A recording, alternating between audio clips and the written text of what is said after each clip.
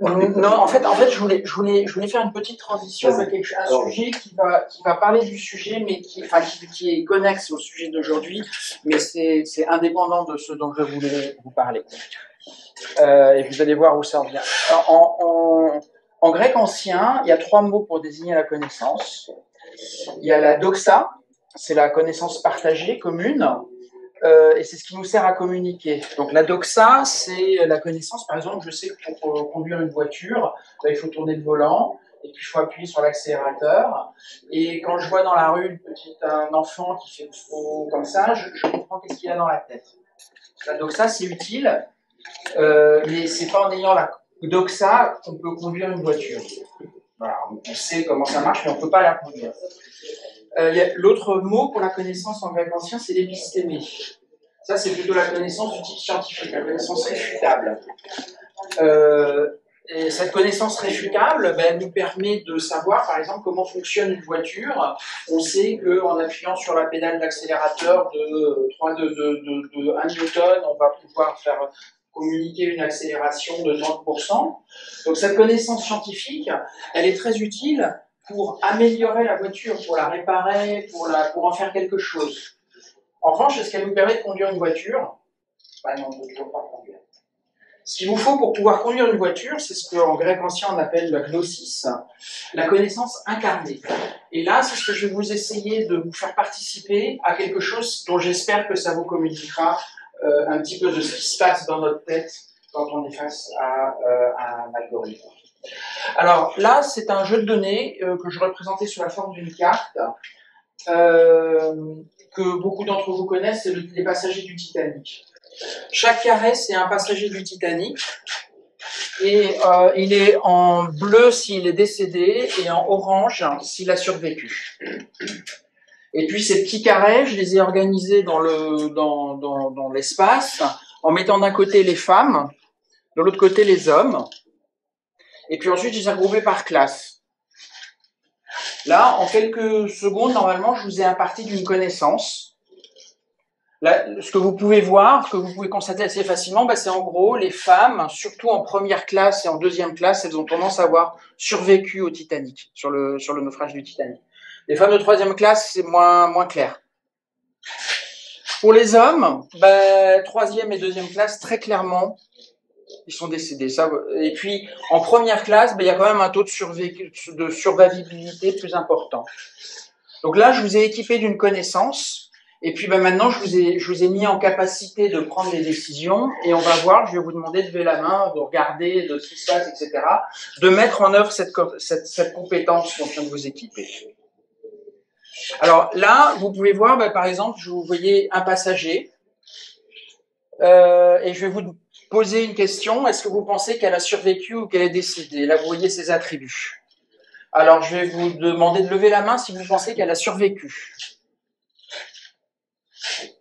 Très large majorité pense qu'elle a survécu. J'imagine que vous êtes basé sur le fait que c'est la première classe, c'est une femme, donc d'après ce qu'on vient de voir, on a acquis connaissance, on la met en œuvre. Bien, c'est bien. Alors maintenant, j'ai fait un petit peu mieux pour un autre passager. J'ai mis en place un algorithme. Et cet algorithme, il vous dit d'apprentissage, je suis entraîné sur le même jeu de données. Il a peut-être utilisé plus d'attributs que vous. Et puis là, il vous dit c'est un homme de première classe. Et l'algorithme pense avec une certitude de 75%, c'est pas trop ce que ça veut dire, mais bon, qu'il est décédé.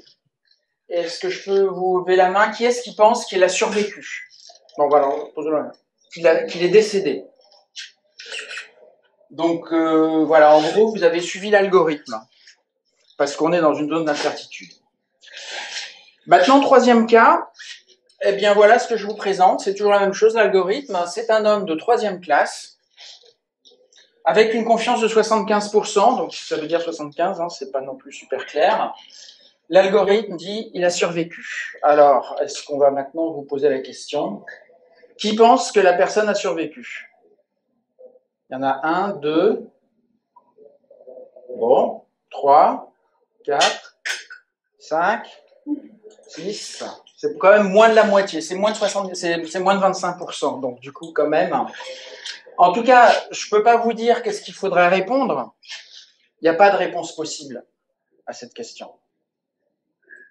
Il y a une contradiction fondamentale. Vous savez très bien que l'algorithme utilise peut-être des attributs que vous n'avez pas eu le temps d'inspecter, mais même s'il le fait, c'est quand même trop fort. Vous ne pouvez pas aller dans le sens de l'algorithme. Donc cette question qui se présente, eh ben, elle se présente aujourd'hui pour ce petit jeu sérieux qu'on a posé des vingtaines de milliers de fois. Hein, je précise, on en a fait un jeu sérieux, il y a plein de gens qui ont répondu, on les a mis toujours dans des cas un peu bizarres comme ça. Enfin, pas toujours, justement, sinon on dirait plus. Donc, de temps en temps, on fait une petite pique et là, ouf.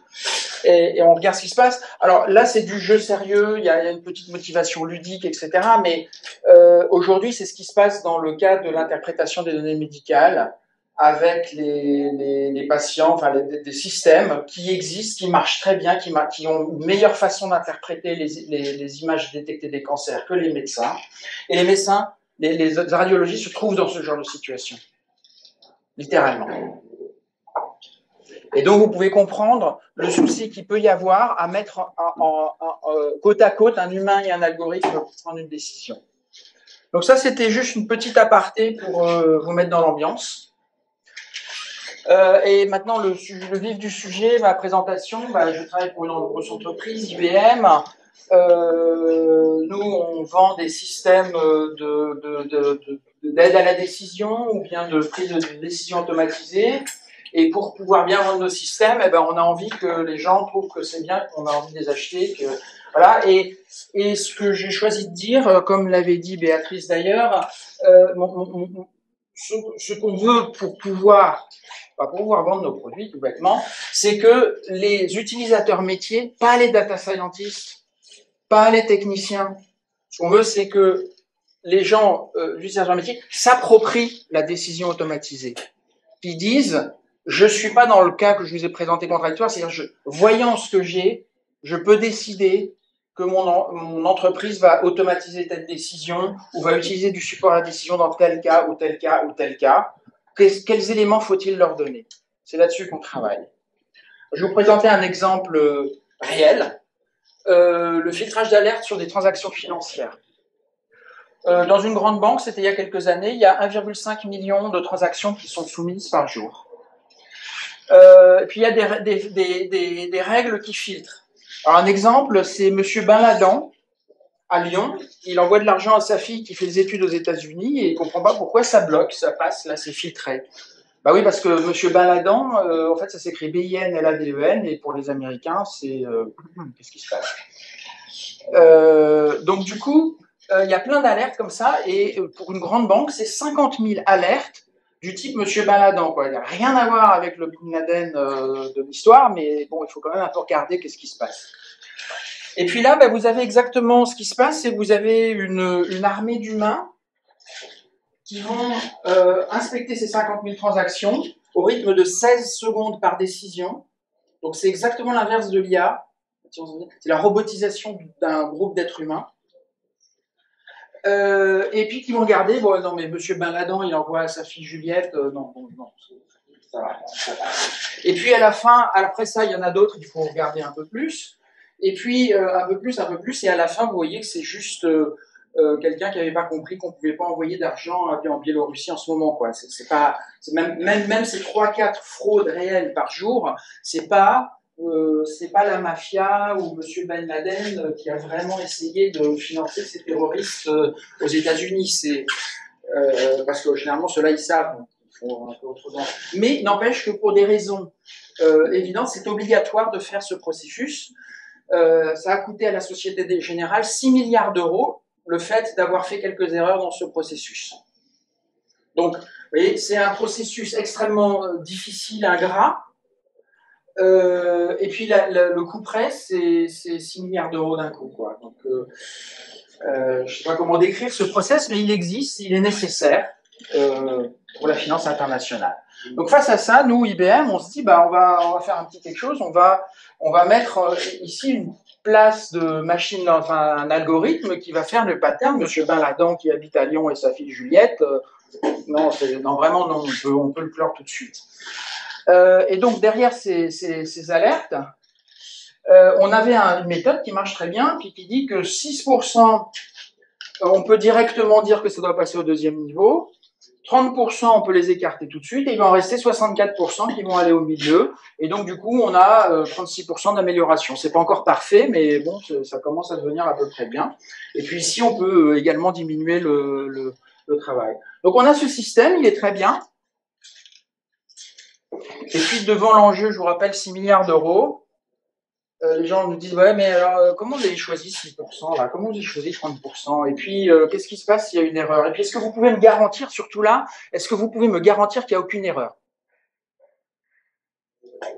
Bon, et là, bon, ben, on peut pas. Et donc, le résultat, c'est que le système est là et il n'est pas implémenté. Il y a toujours ces gens, cette armée de gens avec un turnover de 2 mois qui font des trucs. Tout simplement parce que très haut placé, les gens ils disent, ouais, non, mais moi, je veux pas risquer. Je veux pas risquer que là-dedans, il y ait ce qui va me coûter 6 milliards d'euros. Et donc, cette question-là, on la rencontre très souvent. Quand on met en place l'automatisme de la décision, ou quand on fait du support à la décision, et ben à la fin, il se produit, on a un système qui marche, il faut assurer la supervision, oversight en anglais, donc contrôle humain supervision, et à chaque fois, on se pose la question, qui à la fin est celui qui a la décision ultime? Est-ce que ça doit être un être humain seul? Est-ce que ça doit être un algorithme seul? Ou bien est-ce que ça doit être de l'aide à la décision avec l'inconvénient que je vous ai montré précédemment, que même l'aide à la décision, bof, bof. Enfin, ça peut ne pas marcher, quoi. C'est pas que ça marche toujours. Et puis, même si l'algorithme, on a décidé que finalement, on allait faire de l'aide à la décision, du support à la décision, comment la présence de l'algorithme va influencer la décision? Est-ce qu'il n'y a pas des biais d'automation, de fatigue ou autre, qui vont faire en sorte que finalement, c'est pas mieux d'avoir mis de l'aide à la décision, tout simplement parce que l'être humain n'est pas dans ces conditions de libre arbitre qui lui permettent d'agir en autonomie. Et in fine, la grosse question qui se pose et qui nous en tant qu'IBM, entreprise qui veut faire du profit, vendre ces systèmes, nous embête, c'est qui est responsable de la prise des décisions prises, comment on organise le système, et puis si on sait qui est responsable, est-ce qu'il a les moyens d'assumer cette responsabilité? Est-ce qu'il a des faits objectifs qui lui permettent de dire oui, c'est comme ça que je le fais, et si je le fais autrement, c'est qu'à mon avis, ce sera pire. Et le résultat, d'après certains, vous pourrez trouver le lien ici, 85% des projets d'IA aujourd'hui dans les entreprises échouent. Je ne vais pas dire que c'est uniquement à cause de ça, mais en tout cas, dans notre expérience personnelle, c'est en grande partie à cause de ça. On a un système qui probablement marche mieux que ce qu'on avait avant, mais on ne peut pas se décider, on ne peut pas se dire « je vais l'utiliser ». Alors, pour pouvoir faire ça, on a développé une méthodologie qui s'appelle AI Decision Coordination. Donc, je vais vous présenter la vue un petit peu marketing, un peu succincte, mais après ça, on va la justifier quand même. La vue un peu succincte, c'est dire, voilà, je vous présente un graphe. Vous avez le concept de performance. Le performance, ça pourrait être un score F1, mais ça peut être c'est quelque chose qui prend en compte aussi les conditions opérationnelles de la décision, donc le coût, combien ça coûte de faire une erreur, etc. Donc c'est un modèle de coût. Et puis en axe des abscisses, vous avez le score de confiance de l'algorithme qu'on estime comme la meilleure approximation de la probabilité que l'algorithme a d'avoir raison. Alors c'est important de vous dire la probabilité de l'algorithme et pas celle de l'humain.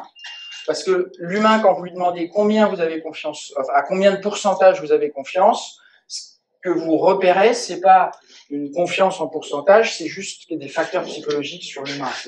Alors que l'algorithme, il peut donner ça assez bien. Donc 0% à la question est-ce un vrai positif, 0% ça veut dire je suis sûr que c'est pas une alerte valable, 100% je suis sûr que c'est une alerte qu'il faut lever. Et si je trace la performance de l'algorithme en fonction de ce score de confiance, je vais obtenir quelque chose comme ça. Au milieu, 50%, je me plante une fois sur deux.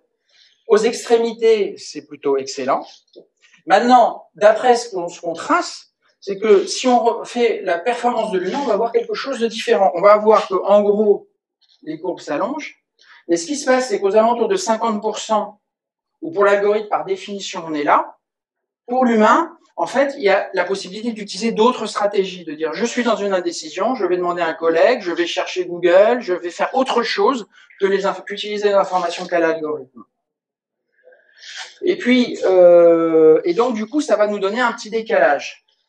Et puis enfin, et ça c'est ce qu'on a mesuré avec l'expérience que je vous ai présentée tout au début, il y a une petite place qui est autorisée où là, il y a une certaine place pour la décision assistée. Et donc ça nous permet de déterminer une stratégie d'allocation avec des expériences quantifiables, répétables, mesurables, des zones dans lesquelles l'algorithme est la meilleure solution, des zones dans lesquelles l'humain reste indispensable et a priori il vaut mieux pas l'aider d'une recommandation, et enfin des zones dans lesquelles il y a avantage à tirer parti d'une forme de collaboration. Et ça, c'est la méthodologie qu'on a mis en œuvre. Alors évidemment, on ne va pas tracer cette courbe, hein, faut pas, si on va tracer cette courbe, c'est un peu plus compliqué dans la pratique, mais ça s'explique, c'est pédagogique. Alors, cette courbe que je viens de tracer se repose sur des résultats expérimentaux en théorie de la décision et on l'a reproduite sur des vrais phénomènes tels que celui que je vous ai présenté. Donc Linda Onash nous dit, détermine sur des expériences en milieu contrôlé que quand la performance de l'algorithme est inférieure à 70%, et ben en gros sa recommandation est contre-productive, quoi qu'elle soit. Stark et Barber, Green et al, il y a plusieurs. Ben, en gros, quand la performance est au-dessus de 80%, la performance est dégradée par l'intervention d'un humain. L'humain va avoir ce qui s'appelle l'aversion à l'algorithme. Parfois, il va vouloir passer outre et donc il va dégrader la performance du système global. Et enfin, dans l'expérience qu'on a fait et qu'on a démontré récemment, entre 70 et 80, il y a une possibilité de collaboration. On l'a publié et on a aussi étudié les biais liés à la présentation. C'est-à-dire que si la recommandation est disponible mais pas affichée d'avance, on a moins de biais d'automation, ça se tourne un peu sur le sens, mais il fallait le mesurer, que si la recommandation doit être validée, enfin, qu'il faut aller contre la recommandation de l'algorithme. Et ça, on peut le mesurer. Et en fait, on peut voir entre 75 et 80, ce croisement où la performance conjointe humain-algorithme est supérieure à celle de l'algorithme, supérieure à celle de l'humain. À 80% pour la reconnaissance de l'algorithme, et ben, même si la performance du couple s'améliore, elle reste en dessous de celle de l'algorithme. C'est des résultats qu'on peut assez bien démontrer et qu'on a présenté déjà qu'on met en œuvre chez les clients. Alors, l'intérêt de cette méthodologie, pour l'instant, c'est premièrement justifier les investissements. Donc, nos clients nous disent, oui, maintenant j'ai compris pourquoi et comment je devais déployer mes méthodes de décision automatisées au support à la décision. Le deuxièmement, c'est la justification auprès des instances de régulation, c'est-à-dire dire à la CPR ou autre, on a fait comme ça, mais Monsieur Baladin, il a été filtré, mais là, on a une bonne raison pour laquelle il a été filtré, et c'est pas qu'on était paresseux, c'est juste que c'était la meilleure façon de faire. Et enfin, la valorisation de l'humain ou des agents, c'est-à-dire qu'on n'a plus ces usines. Enfin, quand la machine peut vraiment mieux faire que l'humain, ce serait le dégrader l'humain, que de lui faire ces espèces de tâches où ils ont 16 secondes pour dire Monsieur Baladin, non, c'est bon, etc. Donc, ça, c'est ce qu'on propose. Mais pour l'instant, c'est une méthodologie. C'est-à-dire, ce qu'on proposait, c'était... j'en suis où? Peut-être 5 minutes. Ok, c'est parfait. Donc, ce que je vous ai présenté, c'est une méthodologie qu'on déploie ce qu'on délivre, c'est on mesure, on fait des expériences, on utilise ce qu'on appelle un parallel run, c'est-à-dire qu'on fait tourner en même temps les algorithmes et puis les humains, puis on étudie leurs réponses et puis on a la façon de grande chose qui vient après. Et on mesure, on fait des projections et on voit des courbes qui sont très très proches de ce que je vous ai présenté, que je ne peux pas vous montrer parce que c'est vraiment trop confidentiel. Mais vraiment, la première fois qu'on l'a vu, on a dit « Ah, c'est exactement ça ». Et bon, donc aujourd'hui, à la fin, on délivre un PowerPoint. Et le PowerPoint, c'est le pouvoir du consultant que de rassurer le preneur de décision, de dire cette décision, on vous affirme qu'on l'a prise. Mais ce qu'on voudrait développer, et ce qu'on fait en ce moment, c'est un logiciel ou didacticiel qui va permettre qui doit être accessible à un process manager, quelqu'un qui supervise une force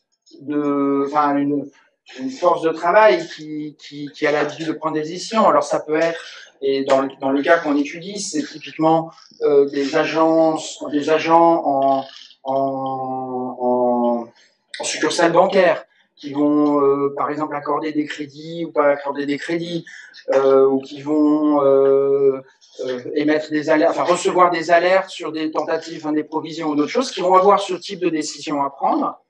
Et il y a une personne qui, au niveau de la banque en général, va superviser le processus. Et ces personnes ils ont des compétences informatiques, mais ne sont pas des développeurs d'informaticiens. Ce sont des gens dont ma responsabilité, c'est d'équiper l'agent, le chargé de clientèle, avec les outils qui vont lui permettre de. C'est ça leur responsabilité. Ils ne font pas de sciences des données, mais ils ont besoin de pouvoir appréhender l'impact du déploiement d'une nouvelle solution d'aide à la décision en fonction, mettant la performance en regard des coûts et analysant aussi ce qu'on appelle les biais cognitifs. C'est-à-dire, en gros, est-ce que ça sert à quelque chose d'envoyer 1000 alertes à quelqu'un pour des transactions inférieures à 10 euros, sachant que même s'il y a beaucoup de fraude dedans, on va pas l'éviter. Donc, le logiciel, je ne vais pas vous faire la démo parce que j'ai pas, enfin voilà, je peux en faire la démo. Donc, on va charger son fichier qui est en général des données qui sont déjà disponibles, qui sont généralement fournies par le scientifique, le data scientist qui met au point les modèles, il doit lui fournir les données, ou bien il peut faire une requête SQL s'il peut. En général, ils ont la compétence pour. Ensuite, il va définir un modèle de coût et modèle de performance, définir combien coûte. Alors sur cet exemple un petit peu joué, vous voyez ça, ce sont des vraies données, je le précise. Donc en violet, mais je vous dis pas quoi. En violet, c'est quoi? En violet, c'est l'algorithme, le meilleur algorithme qu'on ait trouvé. En vert, c'est l'humain. Et c'est encore un prototype. En jaune, c'est la combinaison des deux. Donc là, en gros, on arrive à 34-65% de répartition de la décision. Et là, c'est des coûts qui sont des faux coûts, mais on peut le mettre. Donc du coup, cette recommandation sur les seuils de répartition de la décision, c'est quelque chose qu'on a validé par des données quantitatives et donc sur lesquelles, a priori, l'utilisateur peut toujours décider de varier ces choses-là. Donc on a des capacités d'éditer, des capacités de déploiement. Le point important, c'est qu'on espère avec ce type d'outil qu'on va aider les responsables de processus à acquérir par eux-mêmes une vision qui leur permet d'écrire leurs contraintes, d'écrire leurs objectifs et obtenir une proposition quantifiée de comment est-ce qu'il faut qu'ils déploient l'aide à la décision ou la décision automatisée. Et notre but, c'est que si on met ça dans leurs mains, ça va les aider. Alors que si c'est des consultants, des fois, c'est vrai que ce qui est bien avec le consultant, c'est qu'on peut dire, le consultant m'a dit que, mais en même temps, bon, c'est pas ce qu'on veut non plus, quoi. C'est pas ça qui génère l'adoption réelle. Donc du coup, notre objectif, c'est avec cet outil de proposer une méthode objectivable de déploiement de l'aide à la décision. Voilà. Merci beaucoup.